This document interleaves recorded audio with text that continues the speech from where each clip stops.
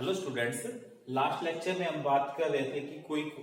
Trigonometric ratio कौन से quadrant में पॉजिटिव होता है और कौन से क्वाड्रेंट में नेगेटिव होता है। तो हमने बात करी थी कि जो पहला क्वाड्रेंट होता है वो 0 डिग्री से 90 डिग्री, 0 डिग्री टू 90 डिग्री और 0 रेडियन टू π/2 रेडियन में फर्स्ट क्वाड्रेंट होता है। ठीक है, 90 to 180 degree second quadrant, 180 to 270 third quadrant और 270 टू 360 फोर्थ क्वाड्रेंट होता है। या फिर हम बोल सकते हैं 0 रेडियन से π/2 रेडियन तक फर्स्ट क्वाड्रेंट। ये फर्स्ट क्वाड्रेंट हो गया।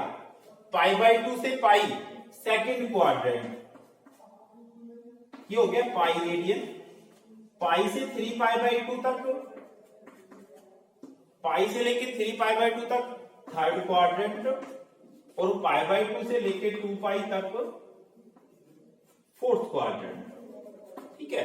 मैंने ये भी बात बता दी थी कि जो फर्स्ट क्वाड्रेंट में सारे के सारे ट्रिगोनोमेट्रिक रेशियो जो पॉजिटिव होते हैं, सेकंड क्वाड्रेंट में साइन और कोसिकेंट पॉजिटिव होता है, sine and cosecant. Third quadrant में टेन और कोट पॉजिटिव, बाकी सारे नेगेटिव। और फोर्थ क्वाड्रेंट में secant and cosecant positive, sorry cos and secant positive, cos and secant positive. ठीक है भाई, फर्स्ट क्वाड्रेंट में सारे पॉजिटिव, सेकंड क्वाड्रेंट में साइन और कोसिकेंट पॉजिटिव, थर्ड क्वाड्रेंट में टेन और कोट पॉजिटिव और फोर्थ क्वाड्रेंट में कोस और सीकेंट पॉजिटिव, बाकी सारे नेगेटिव। ठीक है भाई, तो देखो मैंने इसके बाद कुछ एक क्वेश्चंस बताए थे इस एक्सरसाइज से, एलिमेंट्स वाली बुक से हम करा रहे थे। तो ये देखो जो क्वेश्चन नंबर थर्ड का फर्स्ट है, इसमें find sine x if cos x given है and x lie fourth quadrant, x fourth quadrant में लाई कर रहे हैं। साइन एक्स फाइंड करना है, कोस एक्स गिवन है एंड एक्स लाई कर रहे हैं फोर्थ क्वाड्रेंट में। तो देखो सबसे पहले कोस एक्स फोर्थ क्वाड्रेंट में लाई कर रहा है। फोर्थ क्वाड्रेंट में तो कोस कैसा होता है, पॉजिटिव होता है, पर साइन नेगेटिव होता है। तो यहां से हमारे पास एक चीज क्लियर होगी कि फोर्थ क्वाड्रेंट में एक्स लाई कर रहा है तो कोस तो पॉजिटिव है, इसने पॉजिटिव दिया है, साइन एक्स नेगेटिव होता है ना। देखो सॉल्यूशन पे आते हैं। Here cos x is equal to 1/√2 and x lie in fourth quadrant। ठीक है भाई, because sine square x plus cos square x is equal to 1। आप चाहो तो इसको किस तरीके से कर सकते हो, इसको पर बेस अपॉन हाइपोटेन्यूज मान के भी कर सकते हो, पर जो एक्स लाई कर रहा है फोर्थ क्वाड्रेंट में तो साइन नेगेटिव आएगा। या फिर हम ये चीज लगा सकते हैं कि sine square x plus cos square x 1, so sine square x is equal to 1 minus cos square x, 1 minus cos की वैल्यू 1/√2, 1/√2 का square 1/2, 1 minus 1/2 1/2। This implies that sin x is equal to square हटा के स्क्वायर लगाएंगे तो plus minus 1/√2, but x lie in fourth quadrant so sin x is negative। this implies that sin x is equal to minus 1/√2।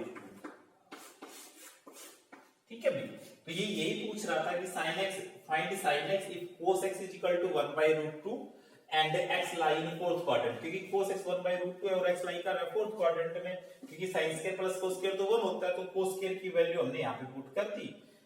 cos की value 1/√2 है तो ये इसका स्क्वायर 1/2 आएगा, 1 माइनस 1/2 1/2, तो यहाँ से sin x की वैल्यू आ गई। ठीक है, चलो अब इसके सेकंड जो फोर्थ का सेकंड पार्ट है वो लिखा है मैंने। जो फोर्थ का सेकंड पार्ट है ये कह रहा है sin x plus cos x is equal to 0 and x lie in fourth quadrant, then find the sin x and the cos x।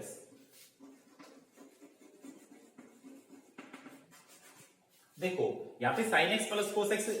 is equal to 0 आ रहा है, तो एक चीज यहाँ से क्लियर है कि sin x is equal to minus of cos x। Fourth quadrant में cos नेगेटिव होता है, इसका मतलब इनकी जो न्यूमेरिकल वैल्यू है, जो इसकी एब्सोल्यूट वैल्यू बराबर आएगी, केवल जो डिफरेंस आएगा वो किस में आएगा, उसके साइन में डिफरेंस आएगा, और दोनों बराबर किस पे होते हैं, π/4 पे, तो -π/4 भी बोल सकते हैं हम इसको, या फिर हम या तो -π/4 या फिर 2 पाई माइनस पाई बाई 4 हो गया और 2 पाई माइनस पाई बाई 4 आ गया 7 पाई बाई 4, तो यहाँ से x की वैल्यू 7 पाई बाई 4 भी आ गई, नंबर एक तरीका। तो number 2, because cos x plus sin x is equal to 0, so sin x is equal to minus cos x implies that sin x upon cos x is equal to minus 1, implies that tan x is equal to minus 1,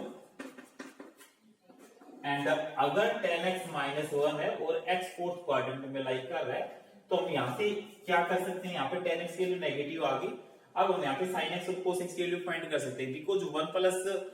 tan square x is equal to secant square x, इसको हम equation first बना के छोड़ देते हैं, because 1 plus tan square x is equal to secant square x, this implies that 1 plus tan square x minus 1 plus square 1 is equal to secant square x, this implies that 1 और 1 2, secant square x is equal to 2, तो secant x is equal to minus root 2, secant x is equal to minus root 2, sorry plus root 2, क्योंकि secant positive होता है fourth quadrant में, cos और secant positive होता है, this implies that sin x is cos x, secant x का reciprocal cos x, तो cos x is equal to 1 by root 2, ठीक है, cos x की वैल्यू 1 by root 2 आ गई, अब cos x की वैल्यू 1 by root 2 आ गई, तो यहाँ से sin x की वैल्यू भी minus 1 by root 2 आ गई, या फिर हम कर सकते हैं sin square x plus cos square x is equal to 1, उससे भी कर सकते हैं, this implies that sin x is equal to minus 1 by root 2, ठीक है भाई, ये का बात क्लियर होगी। हमने क्या किया, sin x plus cos x is equal to 0, तो sin x is equal to minus cos x, यहाँ से tan x की वैल्यू नेगेटिव आ गई, फोर्थ क्वाड्रेंट में नेगेटिव होता है, इसने पहले ही दे रखा है कि भाई x तो फोर्थ क्वाड्रेंट में लाई कर रहा है ना, अब tan x की वैल्यू आ गई, तो वहां से secant square x 1 plus tan square is equal to secant square x होता है, तो वहां से secant x की वैल्यू आ गई, और secant का रेसिप्रोकल cos x होता है, तो वहां से cos x की वैल्यू आ गई, और cos x की वैल्यू आ गई तो sin x की वैल्यू आ गई, ठीक है भाई।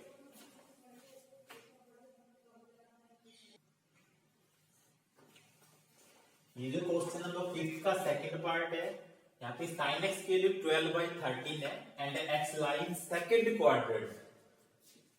Find the value of secant x plus tan x, then firstly हम sin x की वैल्यू गिवन है और x लाई कर रहे हैं सेकंड क्वाड्रेंट में, तो cos x की वैल्यू फाइंड कर सकते हैं, sin x और cos x की वैल्यू आ गई, तो cos का रेसिप्रोकल secant x और sin x upon cos x tan x, ठीक है,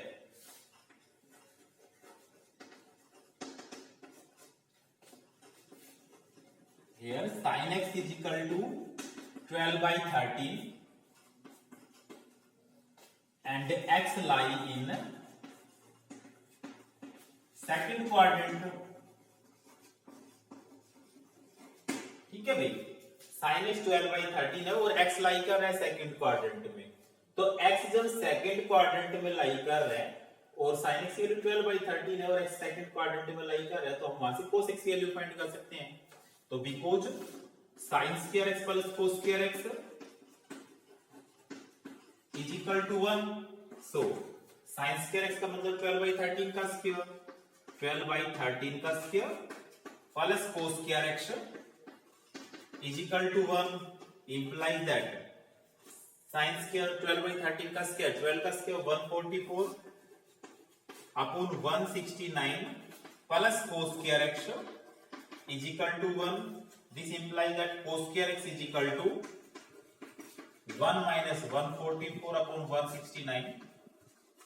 तो यहाँ पे आ गया 25 by 169, this implies that cos x is equal to, क्योंकि नेगेटिव आएगा स्क्वायर हटा के स्क्वायर लगाएंगे तो 5 by 13 माइनस का 5 by 13, यहाँ से cos x की वैल्यू आ गई, cos x की वैल्यू आ गई, तो so tan secant x plus tan x, secant x plus tan x, secant reciprocal of cos x minus 13 by 5 minus का 13 by 5 plus tan x, tan x क्या आएगा sin x upon cos x, हमारे पास cos x ही है तो इसको इससे divide करेंगे sin x upon cos x, तो रूट 13 से रूट 13 कैंसिल, माइनस का 12/5 माइनस का 12/5 एलसीएम 5 आ गया -13 -12 माइनस का 25/5 तो यहाँ पे आ गया -5। हमने इसी की वैल्यू निकालनी थी secant x plus tan x की। ठीक है, यहाँ पे देखो साइन अल्फा और टेन बीटा गिवन है और alpha lie in greater than π/2 and less than pi, it means lie in second quadrant and beta lie in third quadrant. Find the value of tan alpha and secant beta। तो इसमें क्या करेंगे हम सबसे पहले तो, क्योंकि साइन अल्फा गिवन है और अल्फा सेकंड क्वाड्रेंट में है तो हम वहां से कोस अल्फा की वैल्यू फाइंड कर लेंगे। Because sine alpha is equal to 3/5 and जो अल्फा है वो लाई कर रहा है open interval π/2 to pi, it means second quadrant में। तो साइन अल्फा आ गया तो so cos alpha is equal to, हम इसको पूरा करेंगे कैसे, sine square plus cos square is equal to 1, तो cos square alpha is equal to 1 minus sine square alpha. तो वहां से हम कोस अल्फा की वैल्यू फाइंड कर लेंगे और कोस अल्फा की वैल्यू कितनी आ जाएगी यहाँ से माइनस का 4/5 and so and tan alpha is equal to, यहाँ से tan alpha sine by cos minus का 3/4 आ गया। ठीक है भाई, यहां से मेरे पास tan अल्फा की वैल्यू आ गई। ऐसे ही beta tan beta also tan beta is equal to 1/2 है एंड बीटा लाई कर रहा है पाई से बड़ा और 3π/2 से छोटा थर्ड क्वाड्रेंट में, pi to 3π/2 it means third quadrant. तो जब बीटा थर्ड क्वाड्रेंट में लाई कर रहा है तो tan बीटा की वैल्यू 1/2 है।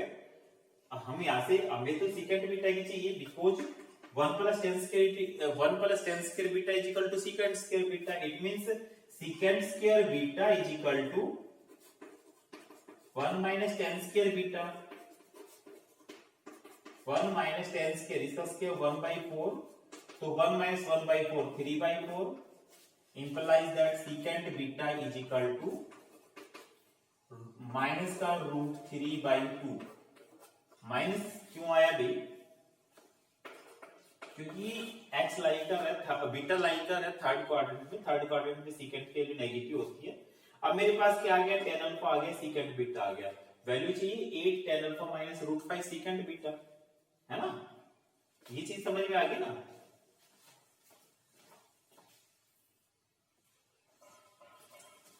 Sorry secant square beta is equal to 1 + tan square beta आएगा, ये 1 आएगा तो ये कितना हो गया 5/4 और यहाँ पे आ गया ये √5/2 secant beta is equal to √5/2। अब 8 tan alpha, now 8 tan alpha minus √5 secant beta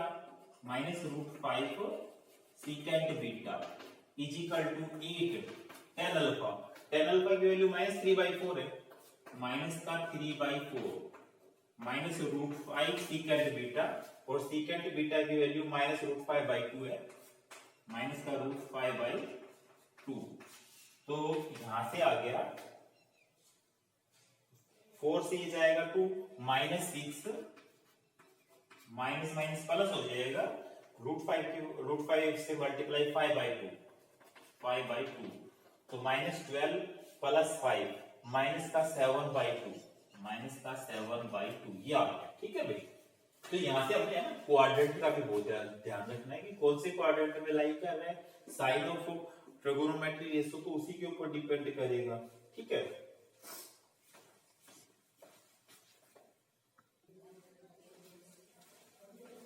हम क्वेश्चन नंबर 9 के ऊपर आते हैं। वो कह रहा है so that secant square plus cosecant square is greater than equal to 1/4, sorry 4। Solution 9 का बता रहे हैं।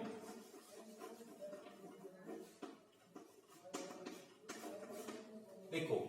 secant square plus tan cosecant square x is greater than equal to 4। हम स्टार्ट करते हैं क्योंकि secant किस में आता है, tan वाली आइडेंटिटी में आता है, कोसिकेंट कोट वाली में आता है। तो because cosecant x minus cot x, cosecant x minus cot x का स्क्वायर है जो ग्रेटर देन इक्वल टू 0 होता है, स्क्वायर हमेशा पॉजिटिव होता है, इसलिए हमने वो आइडेंटिटी यूज की है। तो सॉरी वो क्योंकि स्क्वायर हमेशा पॉजिटिव आता है। This implies that, so square करो cosecant square x a minus b का square, cosecant square x plus cot square x minus 2 cosecant x into cot x is greater than equal to 0। ठीक है, this implies that we can write cosecant square x is equal to 1 plus cot square x, cot square x is equal to 1 plus tan square x minus 2 cosecant x into cot x। ठीक है, हम यहाँ पे ना cosecant और coat ले लेते भाई, इसको मैं ऐसे लिखता हूँ, कोसिकेंट और कोट लिखने की बजाय मैं cot x minus tan x का लिखता हूँ, because cot x minus tan x का स्क्वायर है वो ग्रेटर देन इक्वल टू 0 का। क्या प्रॉफिट होगा इससे, मैं cot x minus tan x लिख रहा हूँ, cot x minus tan x, जब 2 cot x into tan x, cot x को 1 बाई टेन एक्स लिखेंगे, 10 से 10 कैंसिल हो जाएगा, 2 आएगा। ठीक है, तो ये लिखता हूं मैं, सो कोट इसका स्क्वायर को लेंगे हम, a माइनस बी का square a square cot square x plus b square tan square x minus 2 cot x tan x, 2 cot x into tan x is greater than equal to 0। This implies that, अब cot square x is equal to cosecant square x minus 1, cosecant square x minus 1 plus tan square secant square x minus 1 minus 2 cot x को हम क्या लिख सकते हैं, 1 by tan x into tan x is greater than equal to 0। Tan x से tan x cancel हो गया, तो ये cosecant square x plus secant square x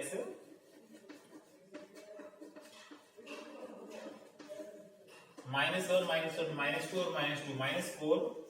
is greater than equal to 0. This implies that cosecant square x plus secant square x is greater than equal to 4. ठीक है, तो हमने क्या, ये आइडेंटिटी थोड़ी सी सिलेक्ट करते टाइम सोचना पड़ेगा। अब नेक्स्ट क्वेश्चन पे आते हैं हम, is the equation 2 cos square x plus cos x minus 6 is 0 is possible, ये पॉसिबल है या नहीं है। तो हम सबसे पहले यहाँ पे तो क्या क्या कह रहा है, ये cos x में क्वाड्रेटिक इक्वेशन दे दी, तो हम cos x की वैल्यू फाइंड कर लेते हैं। क्या वो जो cos x की वैल्यू आ रही है वो हमारे cos x की रेंज में लाई भी करती है या नहीं, हम बस इतना ध्यान देंगे कि वो उसकी रेंज में लाई भी करती है या नहीं करती है। ठीक है,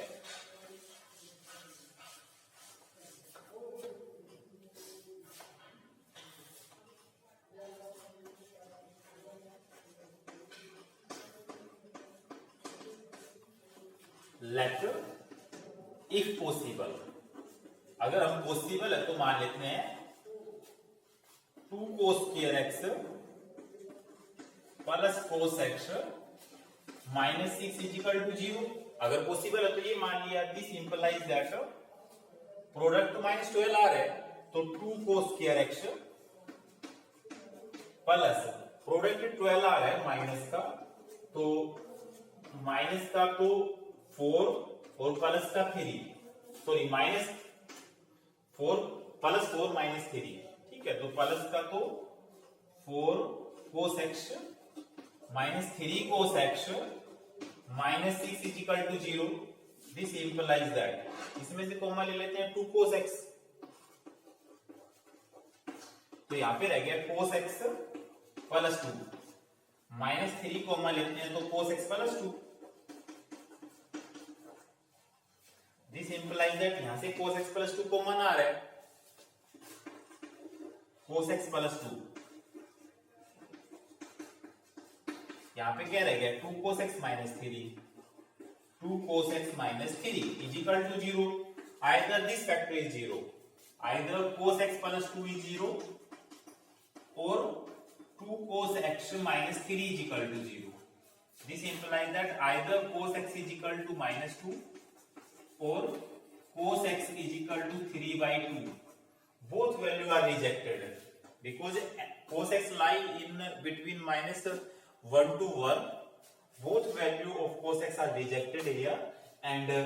hence given equation is not possible. ठीक है भाई, तो ये एक्सरसाइज आप करके देखो, कंप्लीट करो, कोई प्रॉब्लम आती है तो पूछो। इसके बाद हम जो बात शुरू करेंगे trigonometric function of allied angle. Allied angle का मतलब हो गया कि जिन दो एंगल्स का सम या तो 98 डिग्री यानी π/2 रेडियन आता है या फिर उसका मल्टीपल आता है। ठीक है, π/2 का इंटीग्रल मल्टीपल आता है तो हम उसको अलाइड एंगल बोलते हैं। और अलाइड एंगल के ऊपर ट्रिगोनोमेट्रिक रेशियोज में जो रिलेशन होता है हम उसके बारे में डिस्कस करेंगे नेक्स्ट लेक्चर में। अभी आप ये एक्सरसाइज करो।